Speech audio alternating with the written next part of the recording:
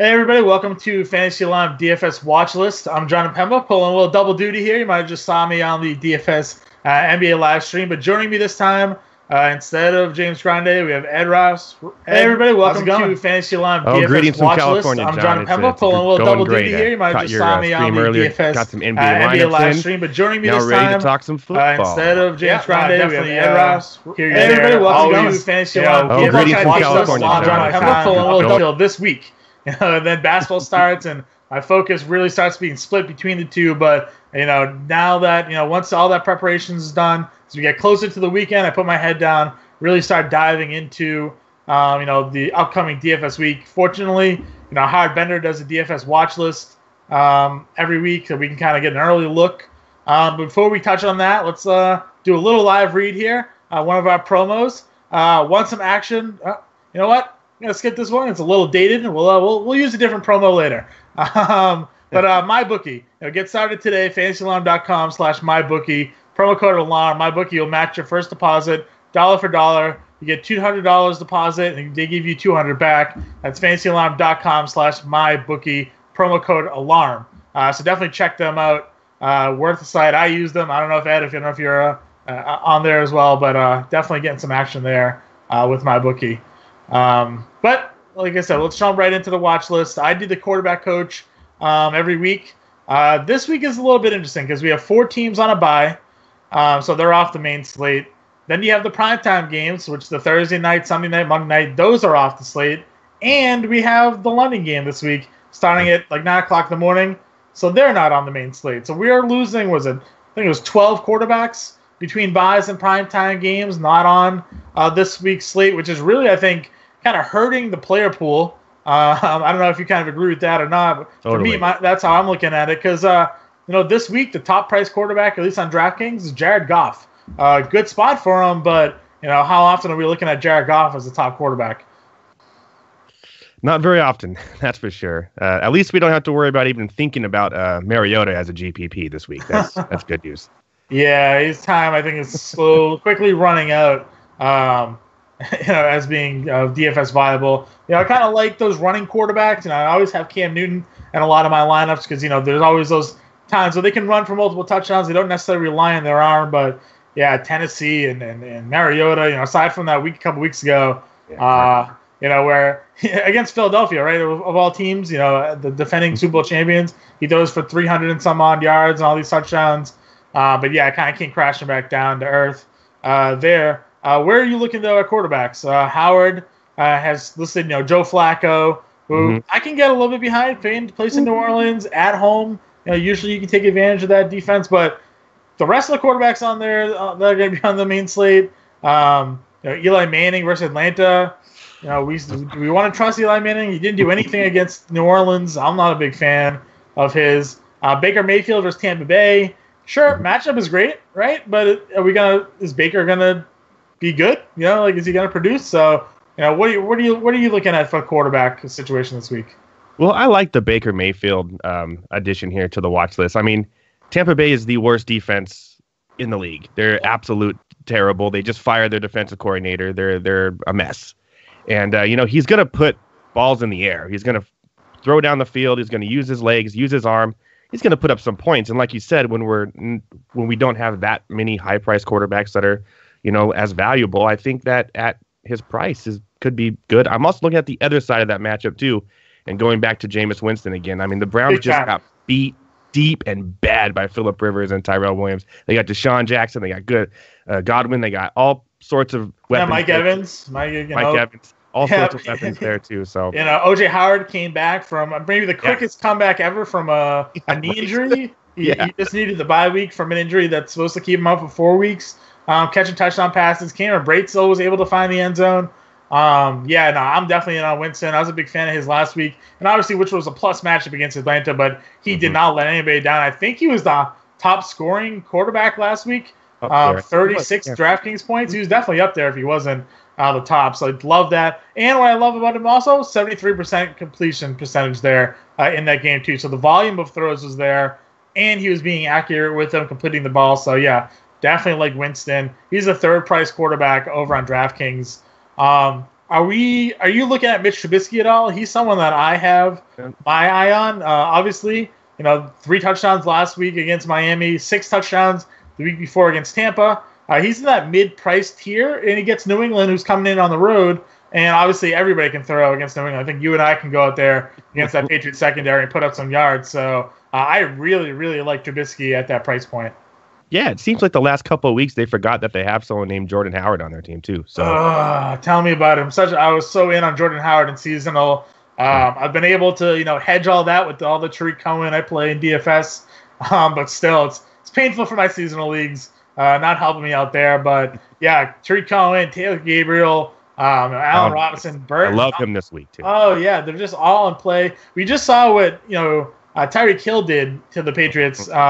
Last week in prime time. They're not necessarily the exact same skill, but they're quick, fast receivers with a lot of speed, and that's what Cohen and Gabriel bring to the table. And if they're really ready to kind of unleash Trubisky, I think this is a really good spot for him at a price point which is very, very solid for him.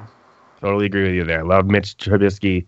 Like he started off kind of like shaky. The last couple of weeks have been great. Well, with the bye, and I love Allen Robinson. So if I love Allen Robinson so much, you got to love the quarterback. So. Yep, for sure. We'll touch on Joe Flacco because, like I said, Howard has him listed first in this quarterback rankings there. Flacco got off to the season a real hot start. Last couple of weeks, though, not nearly as effective, under 300 yards passing in each of those games.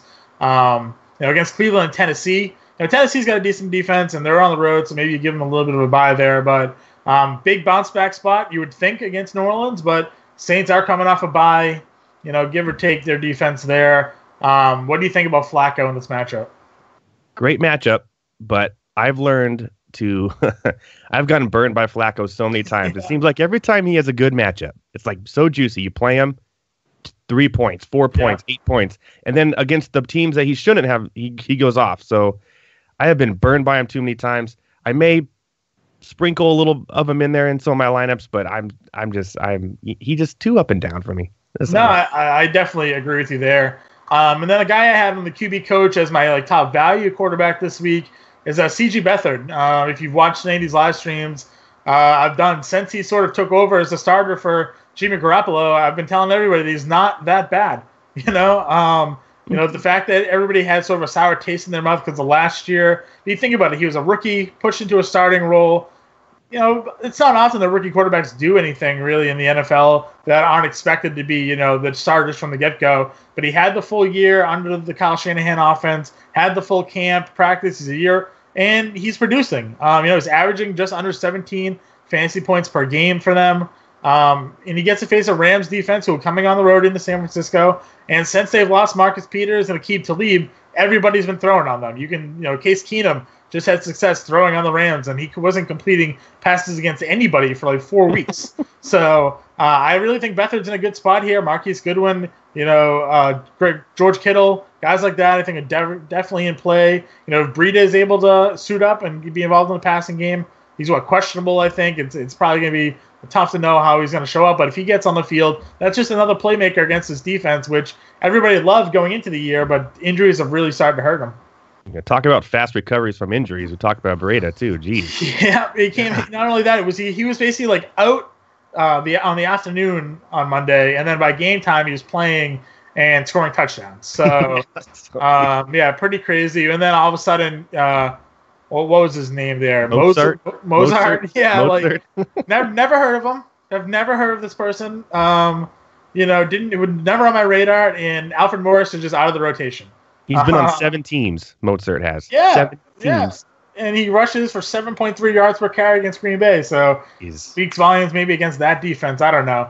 And they came out today. Shanahan said that Mozart Morris isn't a permanent thing. They're going to go based on game flow. So I guess we'll have to see how that plays out. But that's kind of how I'm looking at the quarterbacks. Any of the quarterbacks catching your eye? You could go with if you're playing the Sunday night game, Andy Dalton. He's for sure as consistent as they come. And if you're going to pay up, he's against that Kansas City defense again. That's Absolutely terrible. It's such a killer that they kind of took away the primetime games from the main slates. And I understand why. Business-wise, they're probably making so much money on the showdowns and the the Sunday, Monday slates and all those things. But you're really missing out on, which is just an awesome matchup for Andy Dalton, Tyler Boyd, and AJ Green, and that whole group. Mixon, like you said, love to use them in DFS this week, but he's just not on the main slates. So you'll have to get him in sort of those quirky little matchups, or maybe you play the Thursday to Monday. Get the whole bag of games, and you can get some exposure to them that way. Which I don't mind. Get 2 straight weeks on Sunday. How did Kansas City do that? The Patriots play half their schedule primetime this year. It's unbelievable. For whatever reason, there's next weekend, I think it is.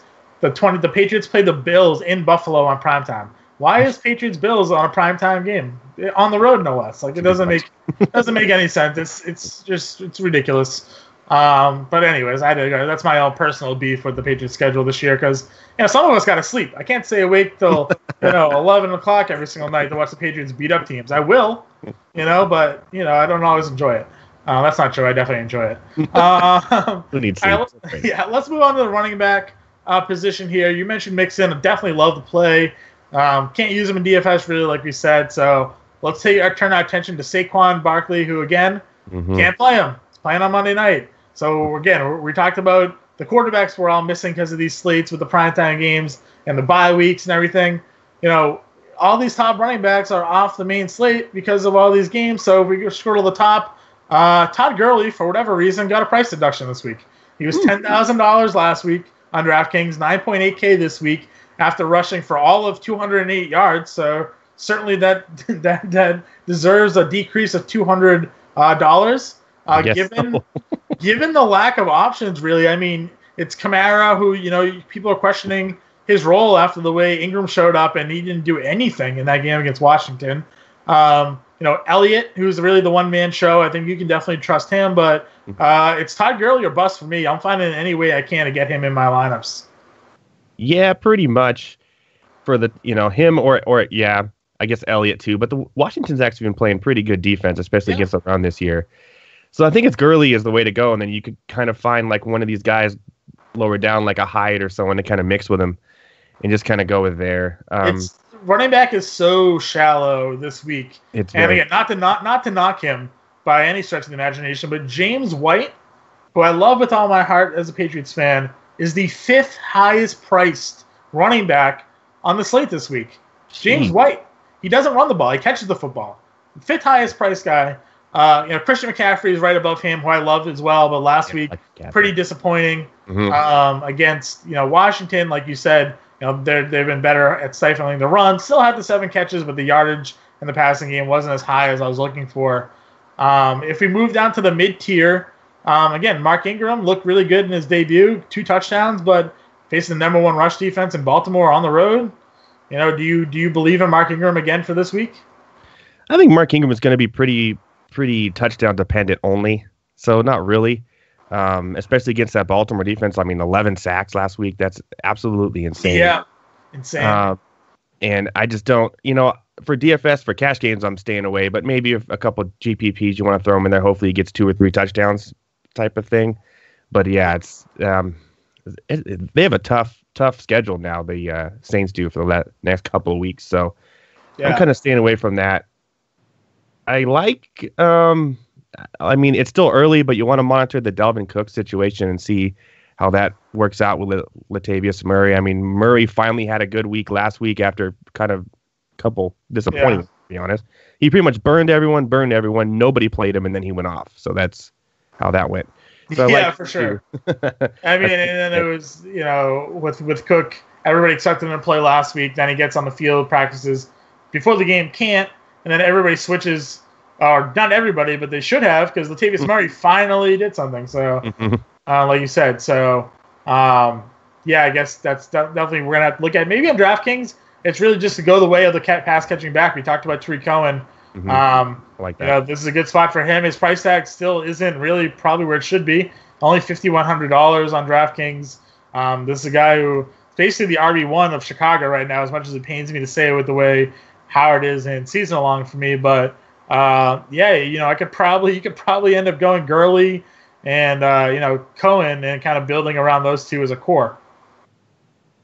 Yeah, I think that's a very good core right there. I think you can definitely get away with that, even on both sites with how weak the running back is this week. And again, it just breaks my heart that Howard isn't even all Cohen. It's just if he scored that touchdown last week, maybe his fortunes could have turned around, but he fumbled. So it's just whenever you think a guy's about to grasp the opportunity, he just kind of lets you down there. Another guy that we saw last week, Corey Clement, with the Jay Ajayi news. He found the end zone, 11 carries, 43 yards and score, added in the passing game, 3 catches, 26 yards. But he and Wendell Smallwood are pretty much splitting carries there in that backfield. Smallwood himself, 18 carries for 51 yards. Can you trust either of them? Would you rather play one over the other? I would go with Clement, actually. I think he was coming off that injury. They did split carries, but Clement looked better. He has looked better when he's gotten the opportunity, and the Super Bowl hero. And I think they were kind of. That was an incomplete catch, by the way, but we'll talk about that another time. Okay, he was I think still a little bit limited. I think having a full week of practice now with the injury behind him, I think he gets kind of an upper of the snaps compared to Wendell Smallwood. I would rather play Clement over Smallwood. I know people would argue with me, but I just from what I've seen the eye test. I'm all about Clement. Yeah, I'm always worried about Wendell Smallwood just vulturing points. I kind of always said it for whatever reason. He's popular with that team, with that coaching staff. Whenever it seems like in camp, there's always rumors of Smallwood being there. So yeah, we'll see. Frank Gore still running footballs very effectively. 15 carries, 101 yards last week. I think he's the starting running back now in Miami. Kenyon Drake maybe more regulated to the pass catching duties. He's only $3,800 on DraftKings. I think Gore against a Lions defense that's allowing the third most fantasy points to opposing running backs this year. Been getting pretty gashed. They're also going to be on the road in Miami. Could be another hot, humid game there where defenses tend to tire out. This could be another Frank Gore game. Yeah. I can't believe we're still saying this to this day, but people have been calling the death of Frank Gore for years. And he just doesn't die. He doesn't die. He goes to teams with worse and worse offensive lines, and he just continues to run through them. So, this is the biggest fear I had, and I think we talked about it a little bit heading into seasonal, was with Kenyon Drake, was the fact that as soon as they signed Frank Gore, you're like, ooh, I don't really love that. I thought the role should have been Drake's, but now they have a competent veteran running back who doesn't fumble, can catch the ball a little bit. All these things working for Frank Gore. If anything goes wrong with Kenyon Drake, they have him to lean on, and that's what we've seen. Drake is slowly losing his role. So Gore, $3,800. I think he's another really good option. I think so too. And Drake, I've said it so many times. Coaches hate him. They don't want him to be a starter. Well, and that fumble that at the goal line just absolutely put every ounce of anything you had left in him out. He didn't need to extend. He was never going to get touched. All he had to do was fall into the end zone with the ball under his arm, and he scores. And instead, he tried to mid-air shifted to his other arm and reach, and such a mess. Let's move on to wide receiver here. Top wide receiver on the slate, Adam Thielen against the Jets. Jets secondary, absolutely terrible no matter who's back there. Thielen is the number one receiver in fantasy, already with 712 yards receiving. I mean, insane through 7 weeks, averaging almost 120 yards per game, averaging almost 30 fantasy points per game. Lock and load. Play him. There's no reason to ever. There's no debate anymore. It's dude, do I play Diggs? Do I play Thielen? No, it's Thielen. You play Adam Thielen. He's getting the looks, getting all the targets. He's catching pretty much everything thrown at him. So, Adam Thielen all day. Death, taxes, and Adam Thielen gets 100 yards. That's He's gonna. It's hilarious, the story on him. It was a couple years ago. Last year they did a spotlight on him, and his college coaches told him to quit football. They're like, oh, you're too slow, you'll never make it. He transferred schools, went to a lower school instead, and here he is in the NFL, about to lead the NFL in receiving yards. Thielen definitely top on the list. We touched a little bit on the Tampa Bay Cleveland game. We like Mike Evans and Deshaun Jackson and Chris Godwin. He was I felt like he was being overlooked. I played him last week, and he again found the touchdown. This guy finds the end zone. No matter what happens, he doesn't always catch all the balls, doesn't get all the yards, but he finds the end zone, and touchdowns are important in DFS. So another big week for him there, and I think he's in a good spot. He seems to be more consistent than a Deshaun Jackson, who obviously has the game-breaking upside.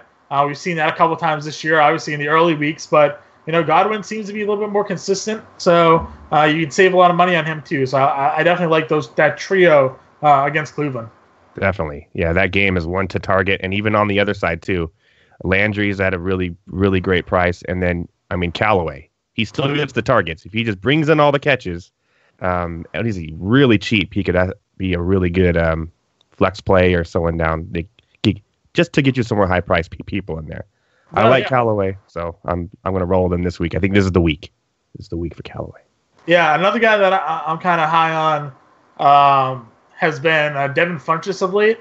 Mm-hmm. He's getting the targets. I know that Greg Olsen came back, but the last couple of weeks, 8 targets, 7 targets, 7 targets, 9 targets. He was able to find the end zone last week against Washington, against Carolina this week. So yeah, I'm kind of in on what we're getting out of Funchess right now, and his $5,300 is a pretty decent price point.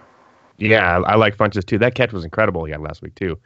He's becoming kind of the who we thought he was going to be last year, the number one type of guy, and he seems to have a lot of trust with Newton now, and DJ Moore really hasn't hurt him at all. Which the 2 fumbles last week from Moore were brutal. That's terrible. Yeah. So I roll with him. I think he's great in cash, great in GPP. I would. A quarterback we didn't touch upon was Andrew Luck, but a receiver we can touch upon now is T.Y. Hilton. Full participant in practice. The days of Chester Rogers being valuable probably over. But Hilton, 6,200 against Buffalo in the Dome. I'm always a little bit weary of playing a guy right after a hamstring injury, especially one in which Hilton has missed a handful of weeks because of it. But there's a really good matchup for him. And Andrew Luck, it doesn't really matter how many interceptions he throws. He's going to throw 50 times a game. And he's going to throw touchdowns with those interceptions. So I think there's going to be value here for Hilton, assuming he continues to log full practices without setbacks. Yeah, well, GPP only. I would not even touch him in cash. No, not for sure. GPP play this week because Hilton's one of those guys that every week, no matter who he plays, he can go off for 160 and 2 touchdowns on 4 receptions. That's just the type of guy he is. And with a great matchup like this, you can't overlook him. Yeah, no, I agree with you there. I think a cash game's wide receiver this week's Robert Woods. We know Cooper Kupp's going to be out for a couple of weeks now with his knee injury. I was surprised to see him come back in that game because that looked pretty ugly when the horse collar tackle happened. But Woods last week, 7 catches on 10 targets, 109 yards. It has a chemistry there with Goff and has been really productive, as pretty much everybody in that passing attack has been. I like him more than Cooks, who I find to be, again, sort of that Hilton-y, Deshaun Jackson, downfield, big play guy. Woods, to me, is more that, possession-type receiver with the yards. So for me, Robert Woods, a really strong cash play option here against San Francisco. Yep, totally. And also don't overlook Allen Robinson, too, at his price for a great cash game this week, too. Like I said, Howard's gone. You mentioned it. Howard's barely even in the mix. Trubisky's throwing the ball down the field, and as long as he's throwing the ball down the field, Allen Robinson's going to be the guy, so I love it. Yeah, no, I definitely agree with you there. We talked about Marquise Goodwin. He's in the wide receivers coach this week. I like him with the fact that said again, the Rams are missing their cornerbacks with the injuries, so I think they're both in good spots this week. Any other wide receivers catching your eye, and maybe any value plays? I have a question. Do you think Julio Jones gets his first touchdown this week? He should, right? Like, why, when you get in the red zone, why wouldn't you throw to your best receiver? I think they found other options, and they're scoring that way. I think, it kind of turned out that way. But yeah, they're so used to throwing the jump balls, and I understand why you throw a jump ball to these guys. Like, he's athletic, he can get up there, but it seems like those are more incomplete than they are completed. I'd much rather them, set like a pick play for Julio.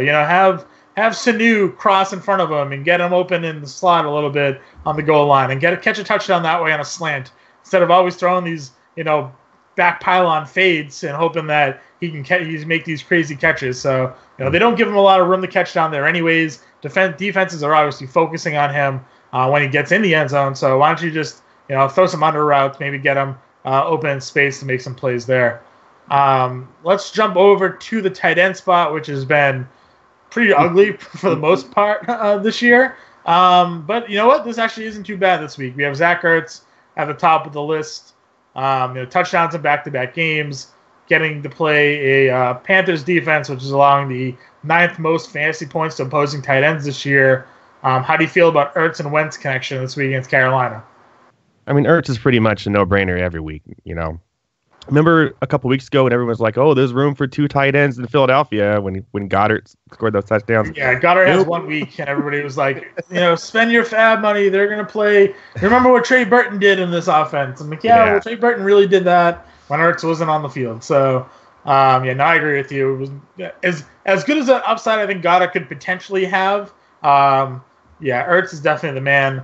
I'm not on Gronk this week, and it's been difficult to play him at all this year for one reason or another. Maybe he really is hobbled by the ankle that he's been limited with pretty much every single week this season. Last week the 12 fantasy points isn't really getting it done for you. And for the first 50 minutes of that game he wasn't doing anything. It wasn't until the last 2 catches of his game where he got the majority of that yard. So I can't pay up for Gronk. Mm-hmm. I can't pay up for Ebron because he's gonna keep on finding the end zone. And be a big target for Jack Doyle missed practice again today. Yeah, I don't think Swoops is really going to cut into him too much. So I'm in on Ebron if we're paying up. Again, I mentioned Kittle. If he's healthy with the knee, he's been limited at practice. I like him against the Rams. Obviously, the Rams gave up a ton of yards on opening night to Jared Cook, and they've been sort of a middling defensive team against the tight end this year. But the number one guy I'm looking at his price point is David Njoku. He's somebody that was all over last week, even in the bad matchup against the Chargers. And I say bad matchup because people look at the red marks next to the defensive versus position. But tight ends aren't always focal points in opposing teams' offenses. So some teams might have better defensive stats against tight ends because they're facing teams that don't use them. And Njoku is a guy that gets targeted a ton by Cleveland. Last week, 12 targets. The week before that, 11 targets. The week before that, 7 targets. Love his upside. Love his athletic ability. Gets to face Tampa Bay now, who's terrible against defending everybody. Second most fantasy points allowed to tight ends. And Njoku at $4,200 might be, my main play at tight end this week. Yeah, you could plug him in cash. I mean, he'll probably be the highest owned tight end, I think, on both platforms. I mean, the volume is just too hard to ignore. Price. Yeah, definitely. Yeah, Howard and I talked about it, or I brought it up to him on Monday during the live stream that. People get discouraged when they only see like a couple catches for, 3 catches for 30 yards. That was sort of like Njoku to begin the year. His production just wasn't necessarily there, but the targets were always there. And I'm always preaching to everybody in our subscriber chat too, is that targets create opportunity. As long as they're throwing in the football, there's opportunity for him to make plays. And eventually he's going to make plays. It just has to happen. He can't drop everything. He's not Martavis Bryant. He's going to catch a football at some point in time. That's what he started to do. He started to convert more of those targets into plays, into catches, and that's resulting in fantasy points. So get Njoku right now at his price point because after this week, if he has the week that you and I are both expecting, that price is definitely on the up. Definitely. This is probably the lowest it'll be the rest of the season. Plus, young quarterbacks love their tight ends. I mean, that's just... Yeah, need to rely on them for sure. Are you able to predict the O.J. Howard or Cameron Brate this week? Do you know which way you're going to go there? Well, I actually had that conundrum last week, and I had Brate, and I took him out and put in O.J. Howard, and then when Brate scored in the first, I was like, you got to be kidding me. Yeah. But sure enough, it kind of paid out a little bit. I mean, only catch of the game for Brate was that one touchdown. So exactly, that's all he is. He's a red zone touchdown threat, but O.J. Howard is now the number one. I wouldn't play him in cash games, but a great GPP option in that game, which should be high scoring. And, I like him there, especially for his price point. And, he's going to get his receptions, his targets, and just an overall great, could go off for 5 catches, 100 and something, and 2 touchdowns easily in that matchup. So, yeah, I like O.J. Howard as GPP with Njoku on the other side as like the cash option. Oh, for sure. Anybody else on the slate catch your eye? Any final thoughts on maybe this upcoming week? Obviously, this is sort of our early look. This is the watch list. Mm-hmm. Be on the lookout after this. Howard's going to make some updates, add some guys from the coaches that we've all written about, add some guys that you and I have talked about on this live stream. And then it's all going to come together as a final product of the the playbook which he releases on Saturday and have an influence on the dartboard that has really been on fire. If you guys haven't been reading the dartboard article, you're missing out. There's pretty much every week, there's guys with huge games. Last week, Albert Wilson on the dartboard, was 170 something yards, I think it was, or something crazy like that. And the weeks before, a bunch of touchdowns as well. So be on the lookout for that. And then obviously that all comes to the example lineup. So it's a part of a process. This is just the beginning of that process. So how are you feeling, Ed? One more tight end to throw in the mix too is Austin Hooper. Oh, how do we forget about Austin Hooper? Yeah, you got to put him in there. His targets have gone up and up and up, and he's becoming, wow, in a year full of weak tight ends, he's a number one now. Well, they're not throwing to Julio, so they have to throw to somebody. Yeah. You also have to take into account that Ridley was banged up a little bit, Snow a little bit banged up too. So yeah, Hooper can definitely be a boost in targets this week as well. But that does wrap up this week's watch list live stream. Obviously, you can find myself on Twitter at ShanePemba777. That's listed below. Ed, you can find him on Twitter at Edward Rouse. So yeah, that's it. Have a good week, everybody. All right, guys. See you.